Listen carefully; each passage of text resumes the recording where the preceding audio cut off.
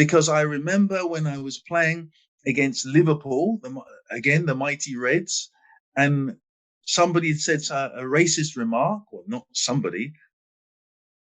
Well, I'll say his name if that's all right. Is that all right? Kenny Dalglish.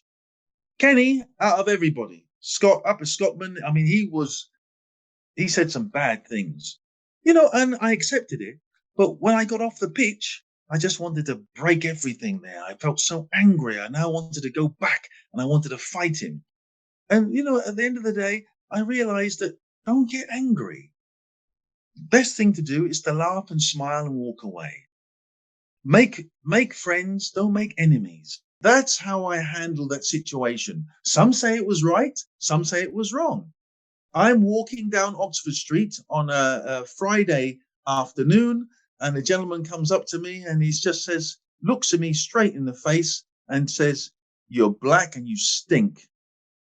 Now, that is not something which I thought came into my category at all. The gentleman wanted a confrontation. He wanted a fight. I could see that he knew who I was because he recognized me. And what he wanted was for me to flare up. I did the reverse.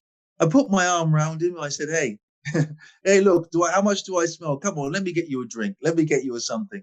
Because in actual fact, I was petrified because I didn't want to get into an all-in fight in Oxford Street where everybody's going to know John Fashanu. But I had to calm that situation down. And I realized that happiness and laughing at situations gets you out of a lot of trouble. You can only fight when two people want to fight.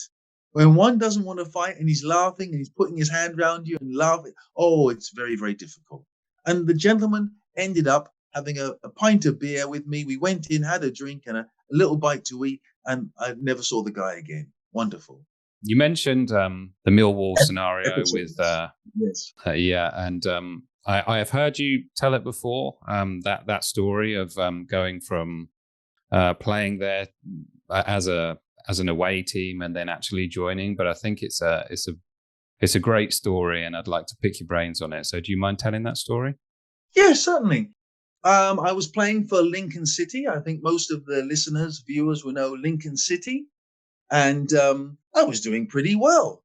We went to play Millwall in the 3rd division, and it was a war.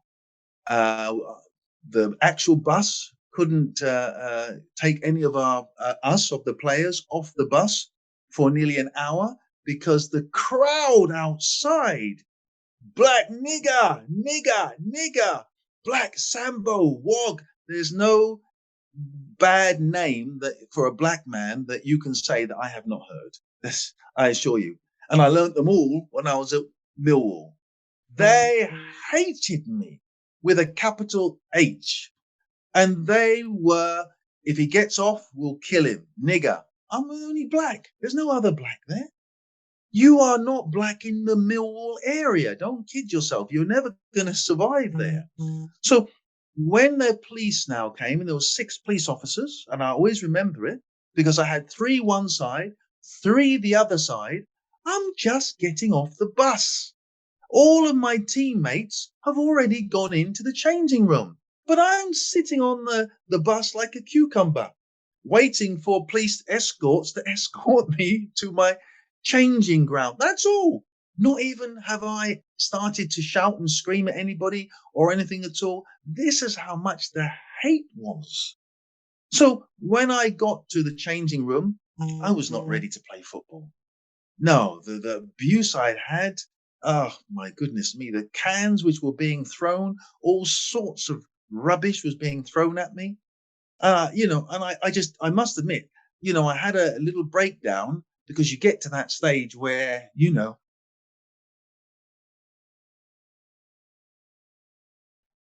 okay. You get to that stage where you've had so much abuse. Oh, so much abuse. But you got to go on. You got to be strong because that's what we know. So anyway, when I got onto the pitch, it was the worst thing I've ever had. The racial slurs, but you got to be strong there. And even your own teammates can't help you because they don't know what you're going through. They don't know what you're going through. And if I'm truthful, and I said it only once before, I didn't want the ball. I was actually trying to run away from the ball. Because every time I got the ball, the racial slurs, everything would start going crazy and the abuse I would get. So I would actually just spend my time really tricking everybody, running away from the ball. If the ball comes down the right wing, I would somehow find myself down the left wing. If it came down the left wing, I would make sure that I was in defense, pretending I got injured. I wouldn't move because I was scared. If the ball came to me in the 18-yard box, I didn't know what to do with it because I just couldn't focus. It was that difficult. So you can imagine getting that much abuse. And then 3 days later, when I got back to Lincoln, Millwall rang up Lincoln City and said, we would like to buy John Fashanu. Wow. I had one of my worst games ever, and I've been running away from the ball. And now the manager, who was called George Graham, of course, those football lovers will know George Graham from Arsenal captain. And what happened? 4 days later, after going through hell at Millwall, the Den, they called it, I was now coming to be one of the Den members. I was now going to become a footballer for the most racist team in the divisions. Stupidly, I did it.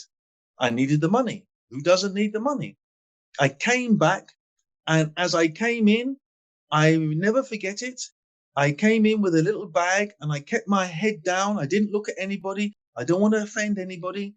I came in head down, put my shirt on a hanger, and one of the players, my own player now, Millwall player, took my shirt and threw it on the floor. I sat down. I don't want to get into trouble. I put my hand out to shake hands with my new team players, slapped my hand away, not interested. I thought, maybe I've made a mistake. But that little transfer for £55,000 was enough to feed my family and start us off. So now we had a friendly match, Millwall against Millwall. Fine. Nobody was talking to me. Nobody wanted to say anything to me. They hadn't said one word to me. I went out onto the pitch. George Graham, the manager, was a wonderful man, but even he had never seen this situation before. And as I got the ball, I heard, nigger, give me the ball, give me the ball, give me the ball, nigger. I looked round. I won't say his name. I didn't say anything. Hey, you wog,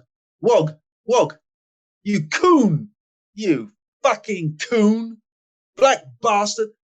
This is my own team.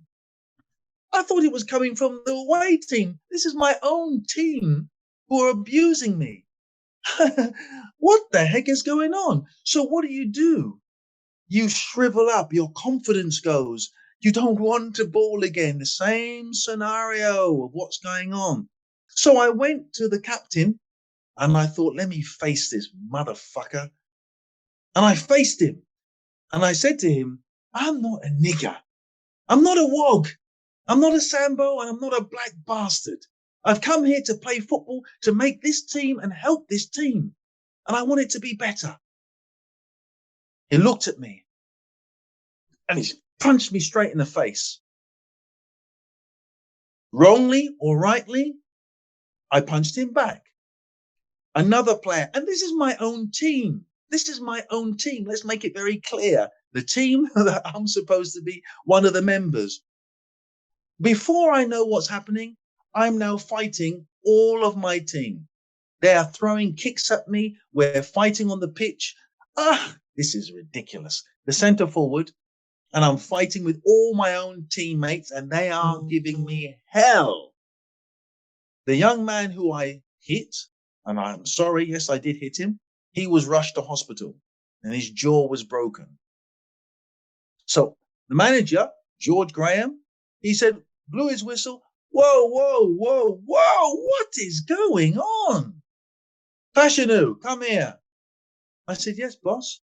He said, go and wait for me in my office. What? You got 10 other players and they're all white. I'm the only black. And you're telling me I have to meet you because you're going to obviously penalize me, or you're going to take money from me, or you're going to lock me up. What's going to happen? He took me into his office and he said, look, John Fashanu, you're the only black. You're the first black to come here. He said, now, you can do it the easy way or you can do it the bad way. I want you to go and apologize to all of the team. I said, apologize for what? He said, children, apologize or you will not play for Millwall again. I said, but sir, I've only just been here 3 days. This is my 3rd day. I said, and look. He said, do it. I said, I don't want to fight. So I went back into the changing room and I said, guys, I'm not going to lie to you. I had tears in my eyes. I said, sorry, guys. Sorry, this one. Sorry, I'm trying to shake hands. Nobody wanted to shake hands. Nobody wanted to shake hands. In the end, my punishment was to sit on the floor in the corner like a kid. But we're adults, we're men. But the most humiliating thing for them to do to me was to put me in the corner. And that's what I did. And I realized that I have to be subservient, whether I like it or not, or I'm going to be fighting 10 players every day. And that's what happened. On the pitch, there was a transformation. Slowly, the captain of Millwall, who seemed to be a very decent person, he now started to feel the pain that I was going through. And you can't play when your mind is everywhere all the time. It was getting to a stage where, the division between black and white was so glaring, even the supporters could see that nobody liked me. They wouldn't pass the ball to me. Hey, nigger, go to the right. I go to the right, they pass the ball to the left. Go to the left, nigger. You go to the left, they pass the ball to the right. How can I be a centre forward and I've touched the ball 3 times in 90 minutes? Wow, these guys don't like me. So slowly, I had to fight my way into respect. What do I mean? I mean, I had to do things which they would go, wow, that's good. I mean that when one of our players, number 6, gets into a little bit of a pushing match with another player, I would burst in for no reason at all and bang, get in with the other boy and make sure he's happy. Are you okay, Dino? Are you all right? This is how I built my friendship, showing that I could fight. When there was a bit of a fight, I would go extra, sometimes even get sent off for absolute no reason at all. I didn't need to do that. But I needed to do it to get the confidence of my teammates. For the teammates to respect me, for the teammates to honor me, I had to go and beat the shit out of somebody on the pitch, even though the players were, what the hell are you doing? That's not football. You're just fighting everywhere. But that's what I did. And that's how I got up to then be the captain. After a year and a half of this going on, and these boys didn't like me. They'll go out in the evening time and they'll go for a drink and they'll go for a smoke. I didn't drink. I don't smoke. I didn't particularly like their environment either, where they were. So, it was yin and yang. But that's the story of Millwall. But I've got to finish off how it actually finished, because the fans became so loving, and the fans are Millwall. And they became to like me and love me so much. The players, whether they liked it or not, and I assure you, most of the players didn't like me, but the fans were amazing. The support the fans gave me, well, that in itself was worth even more than the captain shaking hands with me once in a while. And I got very strong there. They liked, in the end, the players, after the crowd started to sing Fash, big Fash, big Fash. And in a nice way, the other players followed suit and started to now realize that, hey, I just want to be a footballer. I don't want any of the other shit. I just want to be a footballer, man. And they themselves now started to shake my hand and then started to get used to it, because the only blacks that they knew in Millwall were blacks that they were always beating up, or they were spitting at, or they were urinating at. So they never had a time to build a relationship with any blacks. And of course, if you were a black woman in Millwall then, and you had a relationship with a white man, they will Stanley your face. That's the little razor, and they will get you down and they will Stanley you. So you'll see the black woman, she's got cuts all her eyes. That's because she went with a white man. So that would tell you that was the pinnacle of racism in that era, in that area. So it was a journey.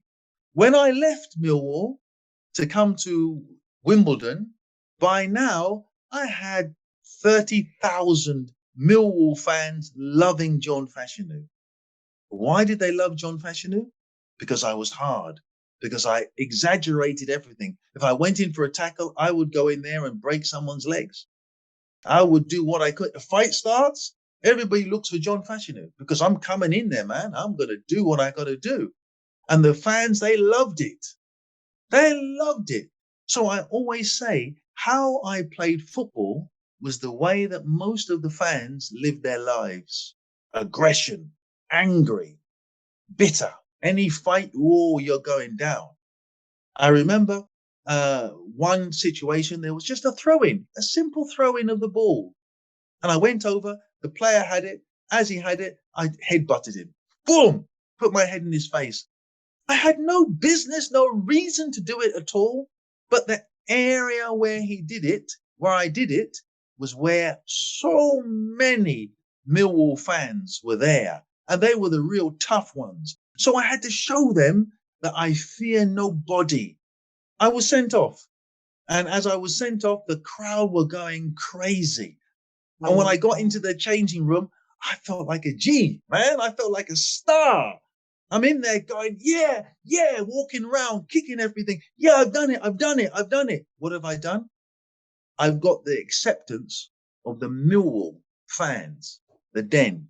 They love me.